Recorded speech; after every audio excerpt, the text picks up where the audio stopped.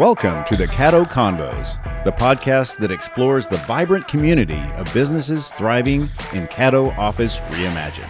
We're here to shine a light on the incredible entrepreneurs and professionals who make the most of our private offices, co-working spaces, and day office rentals in the Dallas-Fort Worth suburbs.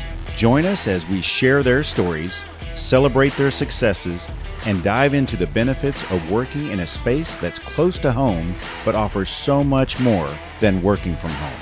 Let's get started with today's conversation. Joining me today on the Caddo Convos is Dr. Brian Mendenhall of Mind Forge Psychiatry. How are you doing today? Doing well. How are you? Great. I'm glad to meet you. Glad to have this opportunity to sit down and talk with you about your business. So what would you say sets you apart as the type of practice that you have? Oh gosh, that's a great question.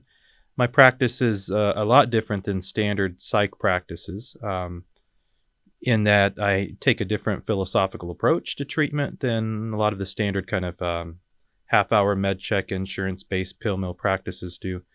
I can provide more depth, and I do longer appointments. Now, part of my practice is based on working with high performers from a top-down, bottom-up type of approach with helping regulate the nervous system, but also working with the brain and the mind and managing stress, burnout, anxiety in a holistic approach that also keeps in mind standard psychiatry as well, if we need to use standard medications. So as you can probably imagine, I use different strategies based on the different person, but I have a lot of different tools in my bag that I can use. How long have you been practicing? 12 years. I say it to a fellow person who has a little bit of gray in their beard, so you've been at it a while. Yeah. Mm-hmm. And what have you seen in the time that you've been practicing? Would you say there's a major shift in anything specifically, maybe recognition of certain types or things like that? Like what would you see the trends that have changed in your time? Gosh. Well, a couple of big trends come to mind. One is a little bit darker, and that's just the performance of psychiatry as a whole, as a profession, is not going so well, in the sense that we have a lot of we have higher rates of suicide and depression, anxiety, substance use than we've had ever before, and in spite of all of the advances in medicine and neuroscience, something's clearly not working out with the standard paradigm, standard approach. People are more ill than ever. So that's a trend where we're currently in a crisis of substance use and mental illness. But on the other hand, this is more of the brighter side, is that there seems to be more of a trend in the past few years of people looking at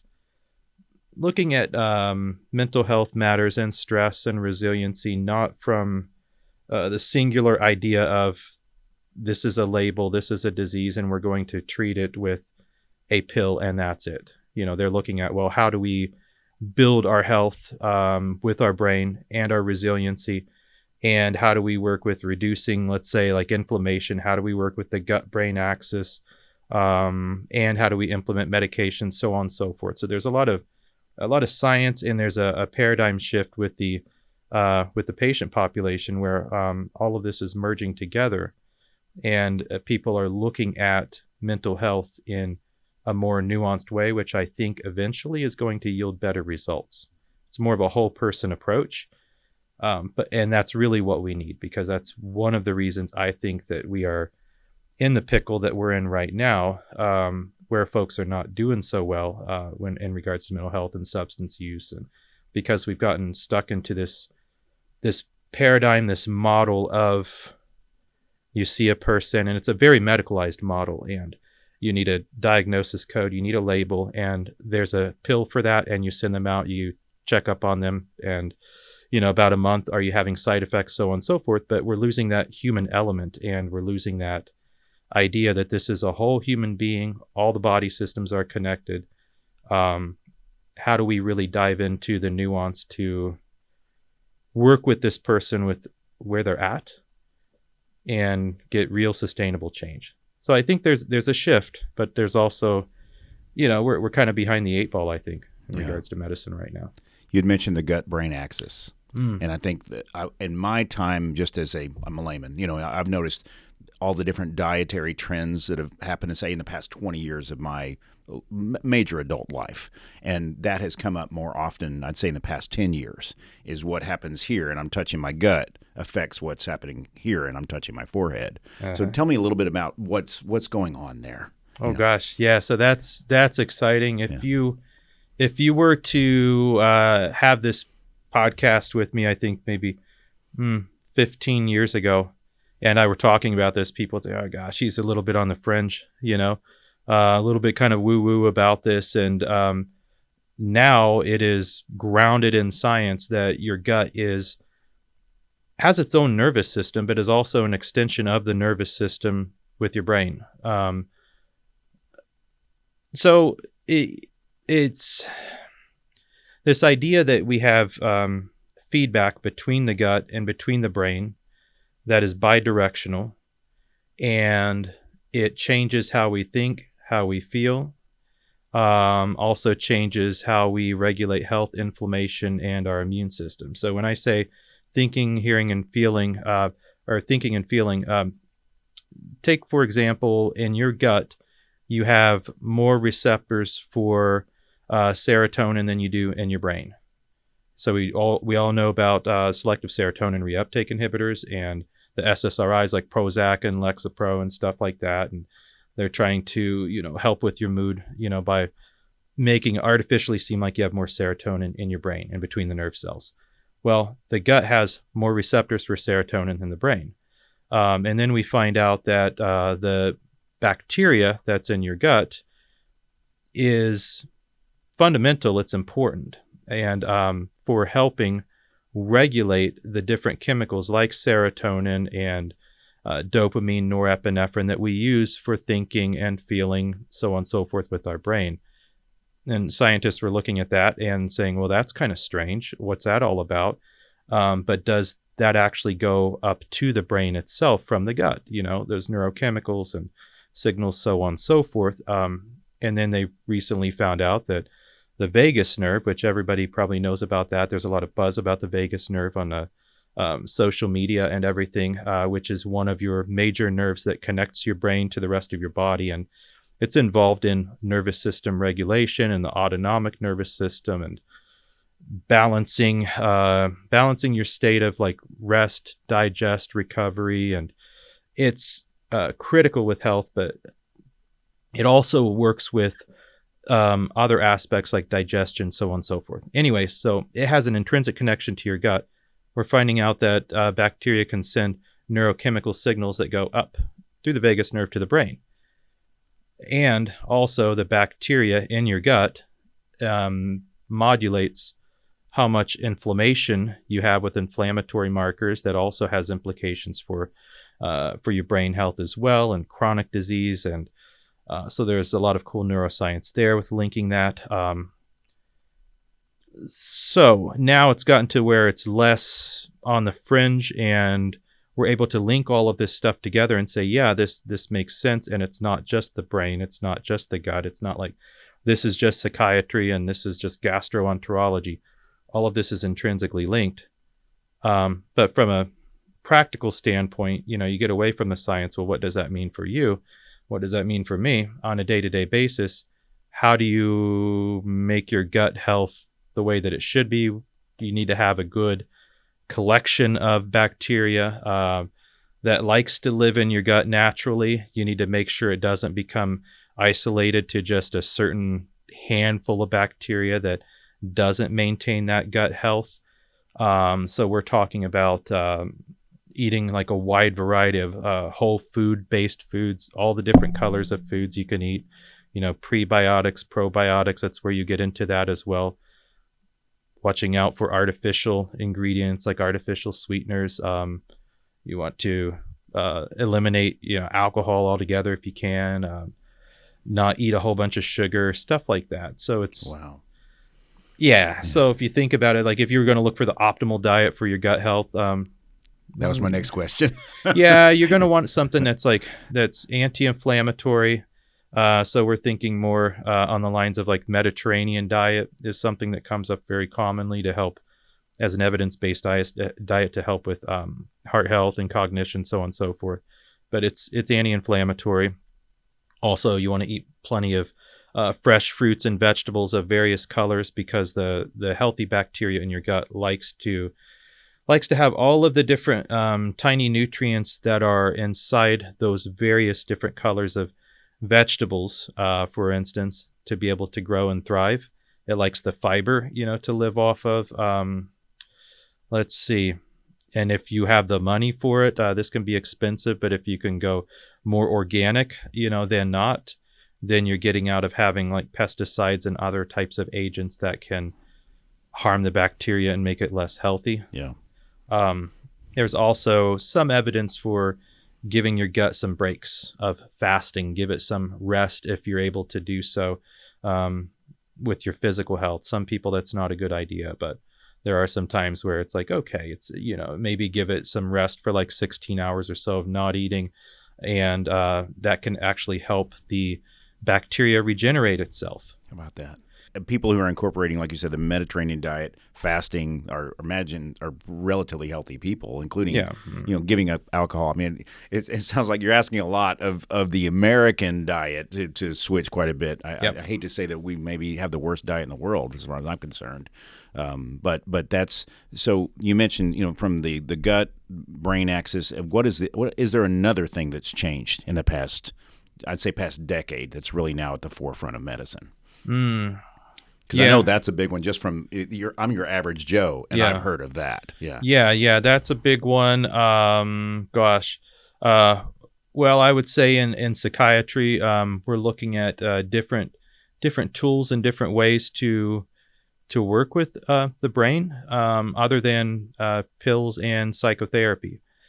So that, the medications can work well for some people, and psychotherapy can be very effective. I use a lot of that in my practice. But we're talking about different neuromodulation techniques. So define that. Cool things. Yeah. So what we're talking about is sometimes invasive, sometimes non-invasive techniques like that can work with your brain in a way that can make it so that it can produce certain potentials or chemicals using electromagnetism or magnets, so on and so forth. I'll give an example so it's not so sciencey. So there's TMS, for instance, transcranial magnetic stimulation. And what that is, that's a treatment for depression predominantly, but it's been shown to help in other aspects as well. And it's essentially using a high-powered magnet on your head that's focused to a certain part of your brain, and it makes your brain then activate signals in a way that otherwise wouldn't have, to help kind of regenerate its own health process with people that are depressed. So that's neuromodulation. Or, other ways to do that are folks are using like vagus nerve stimulation, for instance, which can help with dialing in the nervous system. So in my practice, I use a device, cranioelectrotherapy stimulation device, CES, and it's non-invasive, and you clip it on your ears because your vagus nerve actually has a connection to your ears as well. And it uses a special current that goes into the vagus nerve, stimulates part of the brain as well to help calm down the nervous system. And it has been shown to help with anxiety and help with sleep. And so it's not a pill, doesn't have side effects of that. It's not talk therapy. But you're modifying the nervous system itself directly. And there are other approaches like that too folks are looking at, but there are all kinds of cool therapies coming out in that realm. Other ones that can come up are, psychedelics, which are a fun one to talk about, like psilocybin is out there, ketamine is out there as well. So those are kind of a new wave of different treatments that some of them have already gone through FDA approval, like ketamine, and other ones are pushing their way through, like psilocybin, which comes from mushrooms, a special type of mushroom. Other ones kind of got hung up, like MDMA, but looking at a different approach besides working just predominantly with serotonin or norepinephrine or dopamine in the brain. And that's some pretty exciting research. So I think in a few years, you'll probably have psilocybin FDA approved.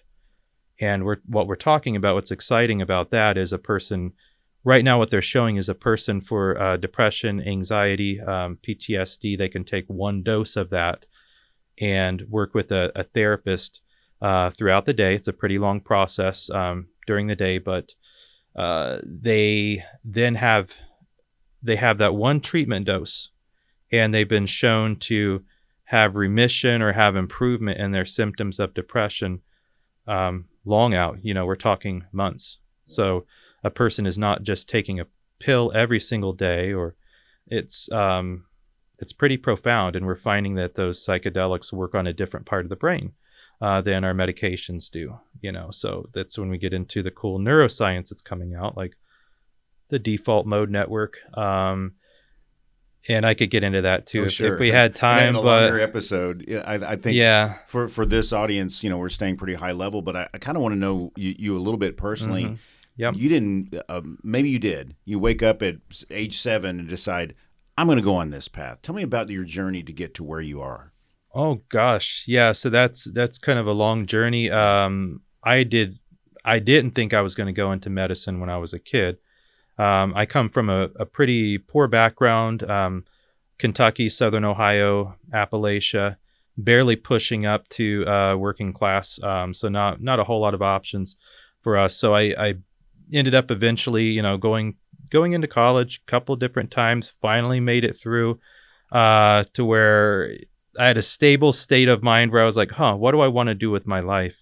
And I was looking at I'm pretty good at science, and I like working with people, and how do I merge all of that together? And so generally speaking, I came up with this grand idea, medicine fits the bill.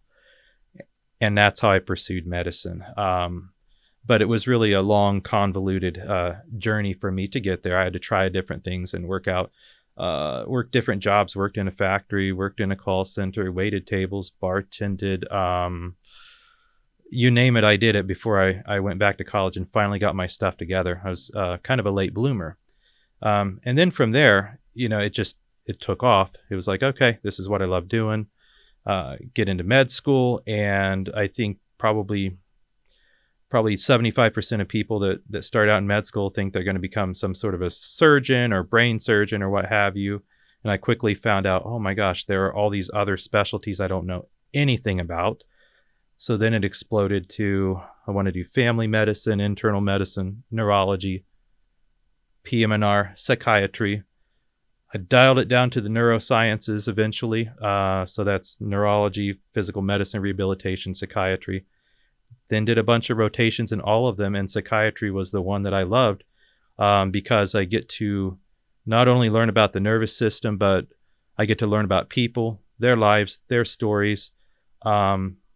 The mind is fascinating. It's amazing. It's weird. I'm never bored. And that was the choice I made. So ever since then, that's what I've been doing. And I've worked all different types of psychiatry positions before settling in on designing my own practice and doing MindForge. That's terrific. And MindForge is here. Yep. At the North Tarrant Caddo location. Mm-hmm. Why did you choose Caddo to open your practice here? Yep. Yeah. Well, so first of all, it's a beautiful facility. When you go around and look at different comparable office setups, it's beautiful. It's brand new. It's a great location in the DFW area. I have folks that travel from Dallas, from Fort Worth, and everywhere in between with the mid-cities. So that's nice. And it has a lot of flexibility too, in the sense that if you're starting out, small and you want to build up, you can easily build up. If you want to downsize, you can downsize and keep everything pretty seamless. So it seemed practical to me. Terrific. Yeah. What is the best way to reach you, or how do you prefer your patients reach out to you? Oh, sure. Yeah. So my website is a great way to do that. And that's at the www.mindforgepsychiatry.com. So that's mindforgepsychiatry.com. And there's a lot of information there because I do a lot of different things in the practice that I didn't speak about here. I work with a lot of high performers, and I have the high performance wing of psychiatry. I do nervous system optimization for folks that don't need psychiatry, but you just want to come in for nervous system resets. Fascinating. Yeah, and that's where I can do some hands-on treatment with evidence-based breath work, in addition to the neurostimulation I talked about to deal with autonomics. And so there's a lot there. And I also do the traditional integrative psychiatry. All of that's on the website, but also you can set up a phone consult with me just by clicking on the booking widget there. A lot of people also find me by Google too. Google my business, and just call me. You can also just give me a call, leave a message. Right. Mm-hmm. Well, it's been fascinating talking to you.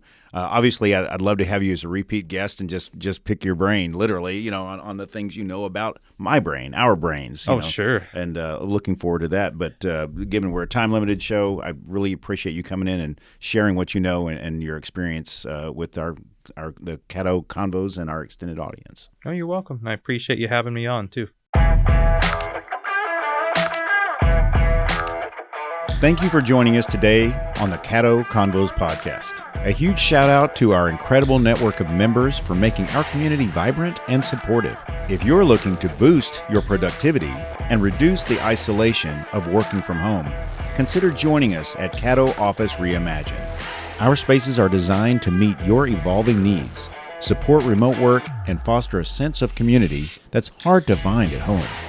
Whether you're a startup aiming for growth, a freelancer seeking a professional setting, or a company looking to optimize resources, Caddo offers a perfect blend of flexibility and innovation. By joining us, you'll be a part of a dynamic business ecosystem that helps you thrive. For more information, visit caddooffices.com.